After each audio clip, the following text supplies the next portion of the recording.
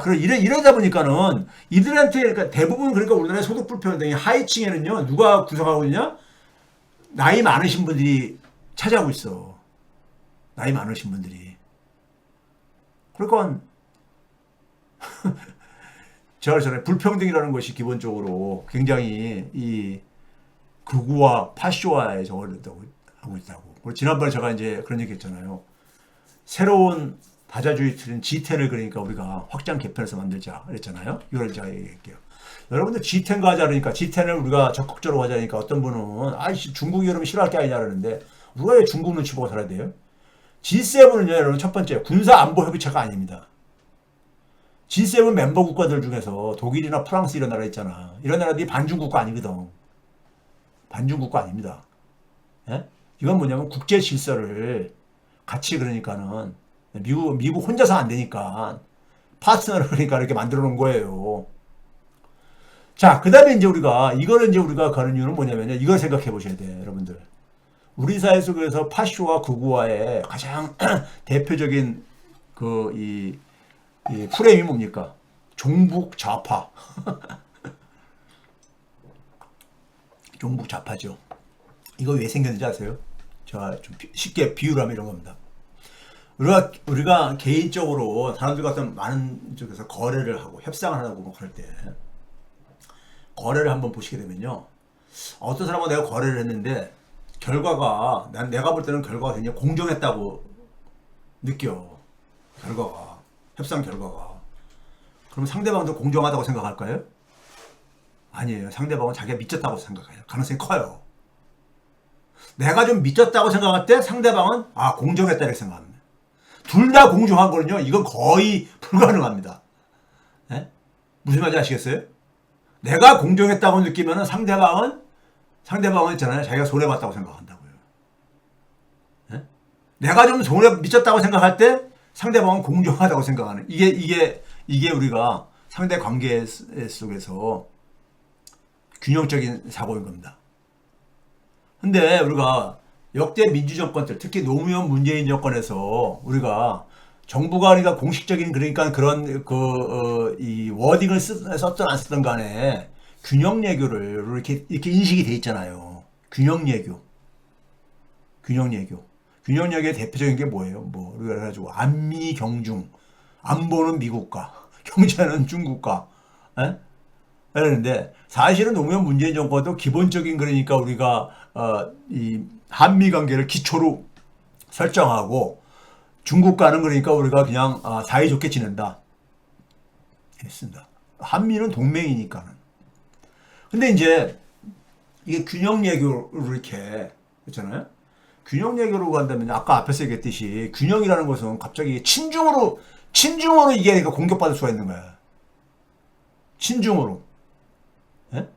그 전까지 우리 사회는 분단체제 속에서 반공세대가 이게 굳건한 반공세대들 있잖아요. 예? 그리고 미국의 굉장히 그러니까는 미국에 너무 지나치게 그러니까는 이 굴종적인 거, 사대주의적인 이런 세대들이 있잖아요. 이런 사람들이 볼 때는 균형예교 이코로 친중예교야.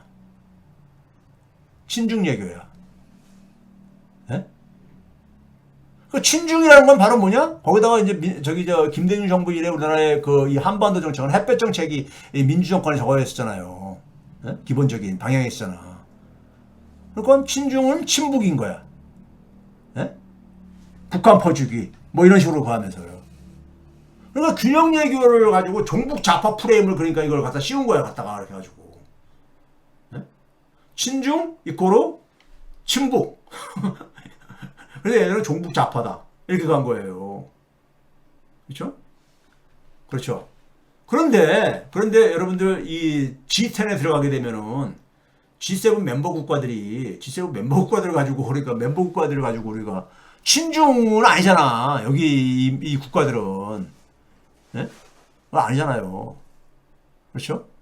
그 이미지를 굉장히 우리가 소위 말해서 완화시킬 수가 있어요. 완화시킬 수 있습니다. 행동으로 보여줘야지. 행동으로. 그 다음에 또 하나는 뭐냐면요. 트럼프가 북한하고 김정은에서 인식을 우리가 좀 고려를 해야 됩니다. 트럼프가 뭐랍니까? 북한을 핵 보유국이라고 이거 번역을 이건 잘못했다 그러는데 이게 뉴클리어 파워, 뉴클리어 스테이트가 아니라 그러니까 핵을 가지고 있는 국가로 그랬는데, 근데 김정은하고 관계가 잘 좋다, 뭐 이런 얘기를 하고 그러잖아요. 그래서 김정은에게 조만간 내가 연락할 거다, 뭐 이런 얘기 하잖아요. 그래가지고 이제 어떤 협상을 하고 싶어 하는 거잖아요. 협상을. 거기다가 또 이제 뭐냐면 북한은 예화 유치가 가고 그러니까는 북한은 이제 그러니까는 저쪽 원산을 그러니까 갈마 그 저 해안 관광지구, 원산도 참 아름다운 데잖아요. 거기 개발하겠다는데 부동산 관심이 많다고 해가 트럼프 아들이 장남이 그러니까 저기 저 공지가 안 맞고 이런 거 뒤로 챙기려고 하는지 모르겠지만은 이런 것도 이제 그러니까 관심을 가지고 있고 뭐 이런 거 가고 있잖아요. 근데 트럼프는 있잖아요. 트럼프는 중국 고립화가 최대 목표라 그랬잖아요. 이게 여기서 나오는 겁니다. 북한에다가 이렇게 적극적으로 다가가는 이유가 트럼프 셈법에 딱 맞는 거예요. 트럼프 셈법에. 트럼프 입장에서 볼 때는 중국 고립화가 최대 목표야. 중국을 압박하려면은. 중국을 왕따시키는 거야. 중국하고 가까운 중국 편이 대표적인 게 누구예요? 북한하고 러시아 뭐 이런 거잖아요. 그래서 여러분들 트럼프 일기 때는 러시아까지 그러니까 저기 같이 G7에서 G11으로 이렇게 검토까지 했었잖아요. 근데 그건 지금 힘들 거야. 힘든데 왜 저기 G7에 가입하고 있는 서유럽 국가들이 다 반대하거든. 러시아 하면 치를 떨거든요. 유럽은 러시아하고 아주 그냥 그 역사적인 적이 있어요. 남진 정책, 러시아의 남진 정책하고 유럽은 그러니까 이 러시아의 고매에 대한 이제 러시아 포비아 같은 것도 있고 그러니까. 근데 정말 러시아를 우리가 뭐 우리가 그걸 신경 쓸 필요 없는 거고. 근데 이 북한을 가능한 그러니까 중국으로부터 분리시키는 것이 트럼프 셈법에 딱 맞는 거야. 딱 맞는 거야. 그래서 북한에 적극적으로 다가가는 거예요. 우리는 그러니까 그 속에서 뭔가 그러니까 엄청난 변화가 현상 변화가 생길 걸 기대해가지고 트럼프를 굉장히 한테 기대하는 사람들이 많이 있고 그런데 여러분 여기서 제대로 인식하셔야 돼. 트럼프는 북한을 가는 게 중국을 고립화시키기 위해서 접근하는 거야. 근데 문제는 뭐냐면은 그렇게 해가지고 미국과 북한 간의 관계가 변화가 생길 게 아닙니까? 예를 들어서 뭐 종전협정이 평화협정으로 바뀐다든가 북미 간에 그러니까는 뭐 수교가 된다든가 막 이런 것들이 만약에 기대하고 막 열리고 이런 걸 간다면요. 근데 이런데 만약에 우리가 지금 현재도 아직도 윤석열 정권이라고 생각해봐. 제가 이제 그런 얘기 하거든요. 여러분들 2달 전 2000작년도 11월 달까지만 하더라도요. 지금 윤석열이 이렇게 깜빡이 갈 거를 상상을 했습니까? 3년은 더 그러니까 이 윤석열 체제를 우리가 지켜봐야 되는 끔찍한 것을 우리는 그랬잖아요. 저걸 어떻게 3년을 더 기다리지? 막 이렇게 했었잖아요. 그렇게 되게 돼요. 그런 상황 속에서 윤석열 정권 속에서 트럼프하고 김정은하고 다시 협상이 열린다고 생각해 보세요. 윤석열은 완전 왕따입니다. 왕따예요. 한반도 문제 속에서 완전 왕따 나가는 이런 상황이라고. 끔찍한 일이죠. 자, 그런데 우리가 트럼프하고 김정은하고 했던 관계 구도의 변화는 이건 우리가 쉽게 다들 예상하잖아요. 트럼프가 저렇게 적극적으로 구애를 하는데. 근데 미국이 절대로 양보 안 하는 게 있어요. 절대로. 하노이 회담이 결렬된 것도 뭐냐면은 이런 거죠. 북미 관계가 그러니까는 구도가 변화가 생겨. 예를 들어서 평화협정으로 바뀐다거나 아니면 그러니까 소위 말해서 북미 간의 수교가 열린다 하게 되면 한반도 전체에도 그러니까 영향을 미칠 거 아닙니까? 근데 한반도 전체에서 미국이 볼 때는 그렇게 돼가지고 갑자기 독일처럼 어떤 사람들 그런 상상까지 하죠. 갑자기 그러니까 남북 통일되는 이런 시대도 그러니까는 꿈을 꾸게 되고 그럴 게 아닙니까? 근데 미국의 입장 속에서는 한반도의 구도 변화에도 불구하고 구도 변화 속에서도 미국의 국가 이익은 여전히 관철돼야 돼. 한반도에서. 이게 대전제인 겁니다. 대전제인 거야. 그러면 어떻게 됩니까? 북미 관계만 변화되는 게 아니라 남북 간에도 변화가 생겨. 그걸로 인해서 쓰리 쿠션 돼가지고 예? 그럼 한반도 전체에 그러니까 어떤 변화가 생겨. 근데 그 변화가 미국의 이익에 부합해야 돼. 이게 자신이 없었던 거야. 문재인 정권 때는. 예? 그래서 누굽니까? 예? 코수염 그 친구가 그렇게 이렇게 미국의 소위 말해서 이 전쟁광들이 반대했던 게, 예? 문재인 정권 때는 확신이 부족했던 거야. 예? 확신이 부족했던 거예요. 근데 이런 변화가 한반도에서 어떤 변화가 미국 이익에도 나쁘지 않을 때 그 변화가 실질적으로 진행이 될 가능성이 있는 거잖아요. 북미 관계 변화가 한반도에도 남북 간에도 영향을 미칠 수밖에 없으니까. 그렇죠? 그럼 그런 안심을 줘야 돼. 안심을 줘야 되는 거예요. 미국한테. 여러분들 독일이 통일될 때, 서독 중심으로 통일될 때 서독이 당시 G7 멤버였었습니다. G7 멤버였었어. 여러분들 G7이라는 것이 아까 얘기했듯이 미국이 국제 질서를 유지하고 운영하는 데 속에서 같이 그러니까 최소한 그러니까는 같이 협력을 하고 협력 파트너로 인정을 하는 그 멤버 국가들이야 일종의. 예? 그러니까 그 속에서 굉장히 신뢰가 형성이 되지. 신뢰가 형성되는 거예요. 한국이 근데 G10으로 들어가면서 거기 들어가 보세요. 여러분들 바깥에서는 거기 결정난 걸 뭘 결정해도 우리가 뭐라고 할 수도 없는 거야. 첫째는. 둘째는 뭐냐면 결정난 것을 100% 우리가 전달을 못 받아. 한반도 문제를 얘기했어도. 예? 근데 거기 들어가서 한 멤버가 돼보세요. mem버가 되게 되면은 나머지 9개 국가들이 한국이 우리랑 같은 파트너다. 예? 우리랑 파트너다. 그 신뢰가 형성되고 그래 보세요. 한국한테 믿고 그러니까 한반도를 맡겨도 된다. 이렇게 될 게 아닙니까? 이런 가능성이 있는 거 아닙니까?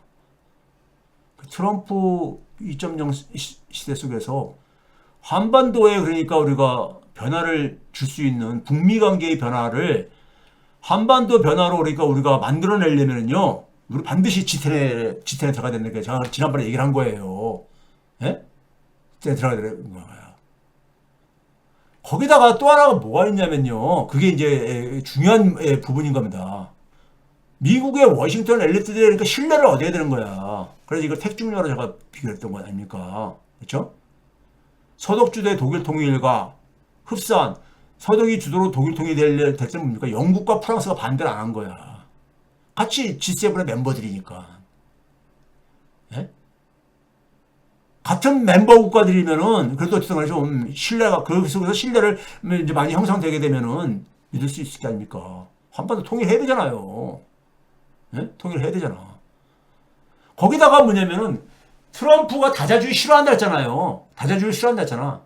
다자주의를 유일하게 트럼프가 그러니까는 인정하는 게 G7이야. 단지면 G7이 너무 낡아빠졌고 별로 효과가 없다 이거야. 실효성이 없다 이거야. 실효성이 없다 이거야. 예?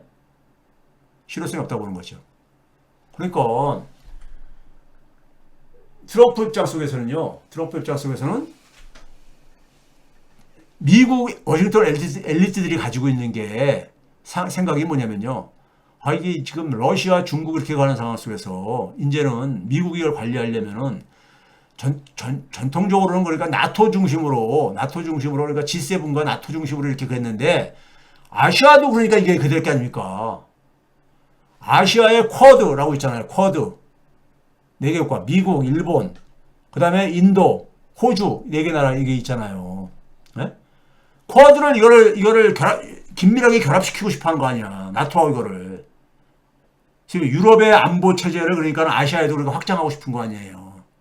네? 근데 여러분들 있잖아요. 다자주의를 그러니까는 트럼프가 유일하게 그러니까는 없애지 못하는 게 바로 G7입니다. 혼자서는 절대 이게 안 되는 부분이 있거든요. 근데 G7은 냉전 시대에 만들어진 하나의 틀이야. 지금 시대는 그러니까 트럼프가 정확하게 표현한 거야. very outdated. 낡아 빠진 그러니까 틀이다 이거야. 별로 그러니까 그다음에 효과도 기능도 제대로 못하고 실질적인 효과도 못 만들어내고. 예? 그러니까 이거를 아시아 부분하고 서로 묶자 이거예요. 그 속에서 중국이 대응하는 게 뭡니까? 글로벌 사우스 브릭스로 대응하잖아. 브릭스에 대해서 인도가 굉장히 부담을 느끼고 있습니다. 부담을 느끼고 있어. 러시아나 이런 나라들하고 브라질하고도 틀려요. 인도는 철저하게 어느 한쪽에 치우치지 않으면서 자기 이익을 실리를 챙기는 나라야. 인도는 자기의 가장 국경을 접하고 있는 중국은 그러니까 잠재적인 적대 국가라고도 생각을 해요. 예? 근데 그걸 미국을 활용을 해가지고 중국 견제하는 거. 이건 인도는 굉장히 이걸 원하는 거야. 너무 지금 인도가 브릭스 쪽에 가면서 그러니까 중국에 이렇게 붙어 있는 것 같은 느낌을 그러니까 하는 속에서 인도를 우리가 그러니까 파트너로 해가지고 인도하고 둘이서 이 G10을 그러니까 열어야 돼. 인도도 이 G10에 합류하고 싶은 게 꿈이라고요. 뒤에서 이건 좀 더 자세히 얘기할게요. 하여간 이 G10에 들어가 보세요. 그럼 뭐가 해결됩니까? 종북 좌파 프레임이 약화되죠. 무슨 G10까지 들어갔는데 무슨 우리 대한민국 민주정권이 무슨 종북 좌파 정권이야. 예?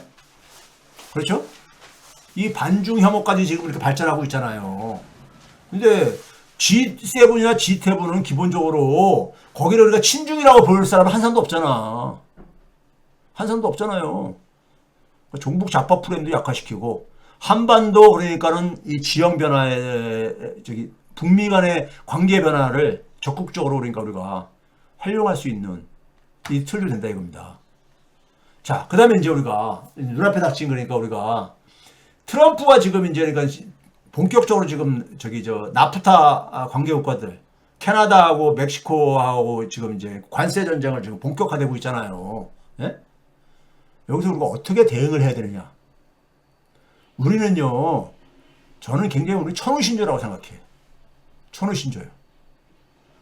지금 뭐냐면은 인도가 아주 그런 데는 굉장히 야가 빠졌어. 인도가 어떻게 했습니까? 예? 트럼프 딱 하니까는 인도의 불법 체류자들, 미국의 불법 체류한 사람들 다 데려오겠다. 둘째, 뭐냐면 미국 제품 많이 사주겠다. 주로 에너지, 가스 이런 거 많이 가스를 사주겠다 이거야. 대미 무역 흑자를 그걸 좀 줄이겠다 이거. 이렇게 생각하잖아요. 예? 그러니까 이 충돌을 불필요하게 충돌하고 자극하는데 제일 앞장서가지고 할 필요가 없는 거야. 예? 우리는 그럴 힘도 그러니까 지금 아직 우리는 비축도 안 돼 있고 튀지 말자 이거예요. 그리고 시간을 벌어. 그러려면 뭡니까? 먼저 싸울 수 있는 국가들이 있을 때 그들한테 맡겨야 되는 거죠. 예?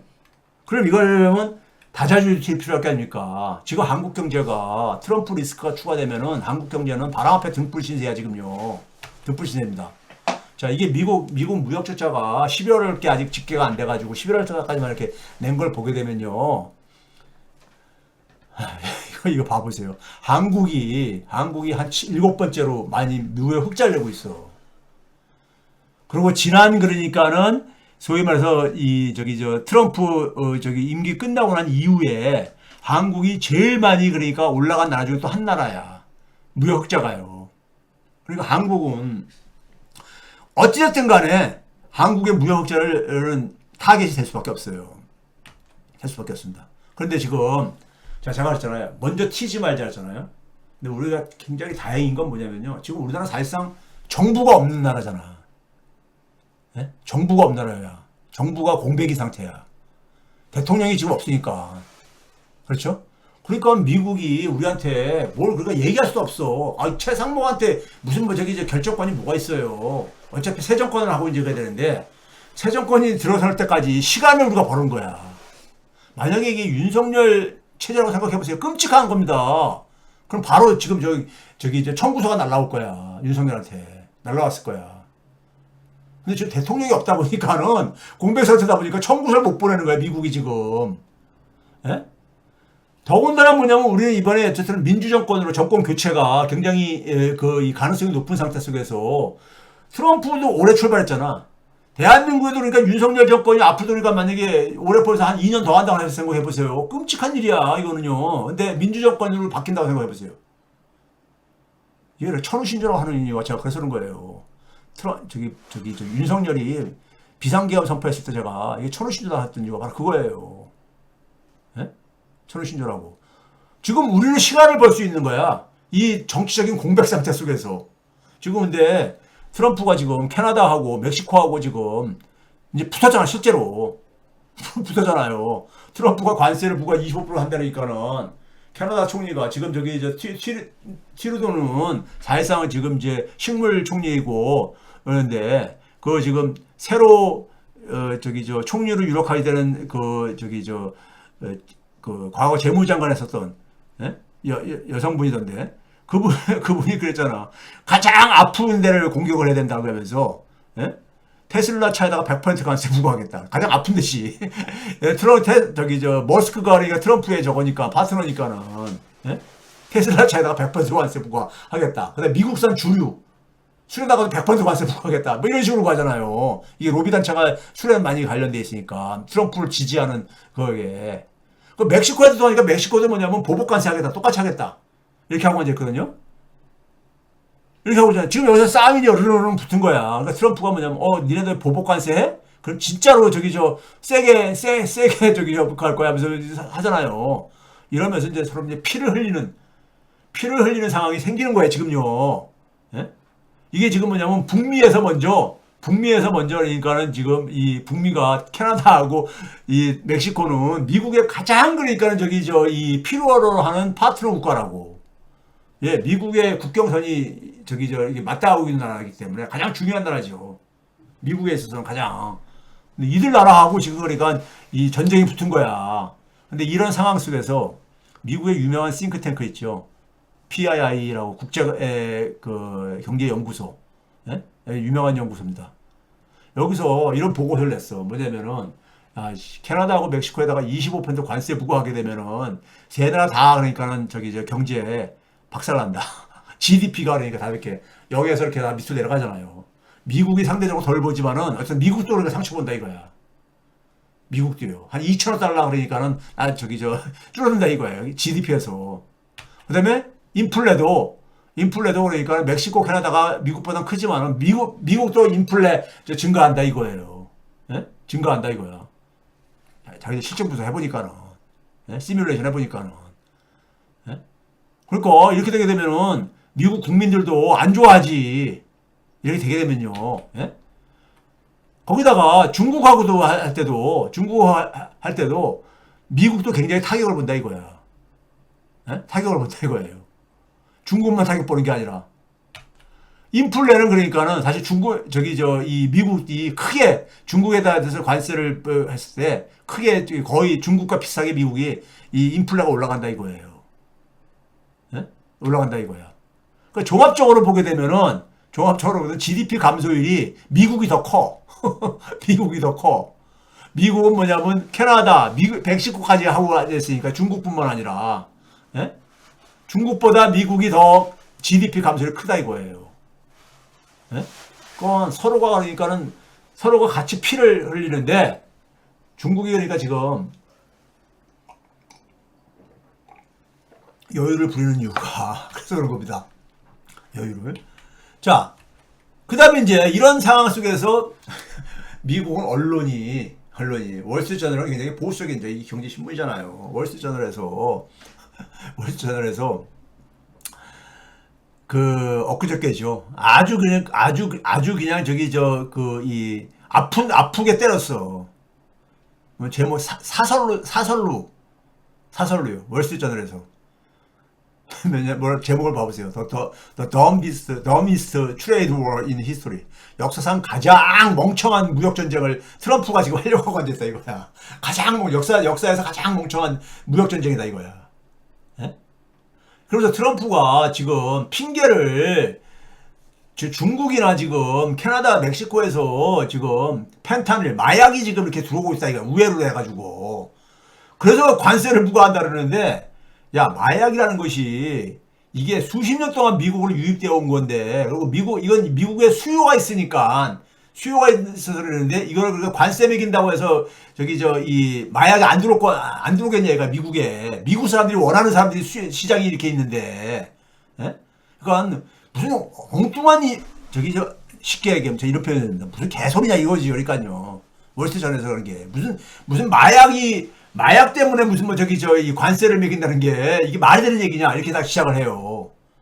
그다음에 뭐냐면은 미국이 그러니까 아무것도 수입해서는 안 된다고 그렇게 가면서 우리나라에서 와서 생산하게 된다고 그러는데 일단 자동차 산업 봐보자 이거야. 아까 제가 얼핏 얘기했지만요. 캐나다가 미국 자동차에 그 필요한 부품 중에서 13%를 공급하고 있습니다. 멕시코가 42%를 공급해. 그러니까 두 나라가 합해가지고 50%가 넘는 거야. 이 두 나라가 관세를 매기게 되면은 미국의 자동차 가격이 굉장히 올라가죠. 네? 올라가지. 그러니까 이 공급망이 이게 아주 그냥 긴밀하게 연결되어 있는 거야. 미국 자동차 산업의 공급망이요. 부품을 미국에서 생산하게 되면 너무 비용이 많이 드니까는 캐나다나 멕시코에서 가는 거잖아요. 근데 이거를 그러니까는 거기다 관세를 매기게 되면 자기 발등 찍는 거지 뭘. 예? 미국 자동차가 경쟁력도 약화돼지고 그렇게 해서 만들어가지고 수출이나 제도 되겠냐 이거예요. 거기다가 농산물, 미국에서 판매되는 농산물 보게 되면은 지난해 회계연도 기준으로 해가지고 아보카도 같은 경우는 미국에서 소비하는 것 중에 90%가 멕시코산이에요. 전체 미국 농산물 수입에서 한 23% 거의 그러니까 한 4분의 1이 멕시코산이라고. 여기다 관세를 매기 이거 여기다가 이제 그러니까 이거 하게 되면은 미국 소비자들이 그러니까 피해가 가지. 캐나다산도 한 20% 차지하고 있고 두 나라가 합해가지고 거의 절반 정도를 차지하고 있는 이런 나라들이란 말이에요. 네? 거기다가 과거에 오바마 때도 그렇지만은 트럼프 때도 멕시코산 철강 알루미늄에다 관세 부과했을 때도 멕시코가 보복 관세를 하지 않느냐. 예? 마찬가지로 미국산 철강 돼지고기 그다음에 그 생치즈하고 버번 이런 술에 대해서 했지 않느냐. 예? 지금 트럼프 니네들은 가장 친한 친구. 미국 안보에서 안보 논리에서 가장 중요한 건요. 자기하고 국경을 인접하고 있는 국가들을 먼저 그러니까 안정적으로 관리를 하는 겁니다. 그 나프타가 그래서 만드는 거야. 나프타가요. 예? 나프타 북미 자유무역 협정이요. 캐나다하고 멕시코는 미국의 국경을 막고 있는 지역이잖아요. 근데 가장 가까운 친구 국가하고 지금 전쟁을 벌이고 앉아 있다 이거야. 예? 근데 문제는 뭐냐면 이 두 나라가 절대로 지금 그러니까는 그냥 고분고분하게 말을 듣지 않고 똑같이 그러니까 보복 조치를 발표하고 앉아있잖아요. 지금 양국의 대통령이. 멕시코도 대통령이 여성이잖아요. 캐나다도 이제 그러니까는 트리도 이유가 지금 여성 유력하게 지금 되고 있는데 여성 그 지도자들이 아주 그냥 강경하게 지금 왜 그러냐면요. 이거는 밀리면은 그러니까 이 피해가 일반적으로 피해만 본다고 생각하기 때문에 그런 겁니다. 대한민국에 대해서 트럼프가 그거 하고 있죠. 의약품, 반도체, 철강. 반도체는 거기 다 이제 갔는데 무슨 철강하고 의약품. 예? 그러니까 이거 이제 미국 내로 생산 유도를 하려고 그런 겁니다. 세탁기, 건조기 이런 거. 예? 이거 가전제품이죠. 가전제품이요. 그래서 그러니까 미국의 공장 지으라 이걸 요구하고 있는 거예요. 그런데 제가 지금 뭐라 했었습니까? 우리는 일단 제가 이제 윤석열 자부월적 자기 도끼로 자기 발등 찍는 이걸로 해서 천우신조한테 따르는데 윤석열이 이제 깜빵 가는 바람에 우리나라도 이제 민주정부가 좀 있으면 출범할 게 아닙니까? 트럼프도 그러니까 새로 시작하는 2025년부터 시작하는 거고 우리도 2025년도에 그러니까 봄 이후에는 민주정부가 출범할 가능성이 높고요. 네? 이 윤석열 정부가 이거를 지금 현재 있었다고 생각해 보세요. 이건 아주 그냥 악몽이 나잇메어죠. 예? 그렇죠? 거기다가 지금 트럼프 정권은 최상목을 어떻게 상대로 이걸 얘기합니까? 해봤자 이거 새 정부 들어서 또 밖에 또 새 협상 다시 해버려야 예? 그러니까 트럼프 정부 미국에서는 새로운 민주정권을 상대할 수밖에 없는 상황인데 우리가 어쨌든 대통령 선거 때까지 기다려야 되잖아. 시간을 버는 거예요. 시간을 버는 겁니다. 그러다 보니까는 캐나다, 멕시코, 중국에 대해서는 막 하면서 캐나다가 8위에요. 무역 흑자에 있어서. 우리가 7위고 작년도 기준으로. 한국은 아직 그러니까는 구체적으로 지금 언급이 없는 이유가 그런 거고. 그러니까 시간을 좀 버는 거예요. 시간을. 거기다가 미국이 가는 게 미국의 AI, 인공지능, 반도체, 양자기술, 청정기술, 바이오기술 이런 것들을 굉장히 경쟁력을 만들어주고 싶어 하는데 이거는요 사실 문재인 때로도 우리가 정리한 게 있어요. 2021년 5월 때 문재인하고 바이든하고 공동성명을 여러분들 기억하십니까? 예? 그때 이게 공동성명문에 있는 내용 그대로입니다. 이게 뭐라고 되어 있습니까? 반도체, 친환경 전기차 배터리, 그 다음에 전략적이고 핵심적인 원료, 의약품, 이런 부분에 대해서는 상호 그러니까 공급망을 협조체제를 만들기 위해서 협력하기로 했어요. 선언하고 반도체 제조를 지원하기 위해서도 양국 내 최첨단 반도체 서로 협력하기로 주거니 받거니 하자 이거지. 그러니까 우리 산업도 그러니까 지금 업그레이드 시켜야 될 과제들이 많다 그랬잖아요. 예? 우리 산업에 그러니까 지금 산업체계 재편에 이걸 적극 활용할 수가 있는 거야. 이게 문재인 유산에서 유일하게 제가 볼 때는 유일하게 나는 표현이 좀 너무 과할 거고 너무 냉혹할 거고 그 활용할 수 있는 협상에 있어서 니네 저기 바이든하고 저기 할 때 이렇게 이런 얘기하지 않았냐 해가지고 청정에너지, 인공지능, 5G, 차세대 이동통신, 6G, 예? 양자기술, 바이오기술, 신흥기술 분야 속에서 미래지향적으로 서로가 파트너십으로 발전시킬 걸 약속했어. 그 다음에 민간우주 탐사, 우리 유명한 그거 있잖아요. 아르테미스, 협정 그거 한 거. 예? 그 다음에 해외 원전, 이건 이직들이 모르고 있는 건데, 원전 사업에 공동 참여를 포함해가지고 해외 원전 시장 내 협력을 발전시켜 나가기로 약속했었어. 예? 해외 원전 사업에요. 문재인 때 그러니까 윤석열이 그리고 1년 후에 다시 들어가면서 이 개판을 만들어버린 거지. 자, 이제 정리를 하게 되면요. 트럼프가 유지시킬 유일한 다자주의 틀. 유지시킬 유일한 다자주의 틀은 뭐냐? G7이라 했잖아. 예? 그리고 트럼프가 참여할 수 있는 유일한 다자주의 틀이 뭐냐? 유럽 나토, 이거 해체하자는 얘기 안 하잖아요. 방위비 분담금을 늘리라고 할 뿐이지, 해체는 말 안 하고 있잖아. 탈퇴하겠다고 얘기 안 하잖아요, 나토에서요. 예? 그 다음에, 얘네들이 지금 갖고 있는 건 뭐냐면, 아시아 쿼드를 여기다 결합하고 싶은 거야, 유럽 나토하고. 그게 바로 뭐예요? 확장된 G10이지. 예? 그럼 여기 아까 앞에서 얘기했듯이, 인도가 굉장히 지금 뭐냐면 브릭스를 치우친 부담을 치우쳤다는 이런 이미지를 미국 애들한테 많이 주고 있어. 인도가. 인도도 좀 그런 이미지를 세탁하고 싶은 거야. 인도도 지금 뭐냐면 이 G10으로 확대 재편하는 데 속에서 자기들도 G10에 들어가게 되면은 자기는 브릭스에도 들어가고 G10에도 들어가고 이게 인도식 외교예요. 이게 인도식 외교야. 인도는 뭐냐면 어느 한쪽에 치우치지 않고 그래서 실력을 추구하겠다. 양쪽에서. 이거거든. 인도는 우리하고 경쟁 국가가 아니라고요. 경쟁 국가가 아니야. 그러니까 우리는 앞에서 얘기했듯이 국내적으로는 민주정권에 대한 종북 프레임을 약화시킬 수가 있고 사회통합도 만들어낼 수 있잖아. 그 결과로. 종북 프레임이 약화되게 되면은 보수층에서 지지를 할 수 있잖아요. 더 이상 종북 얘기 못 하잖아.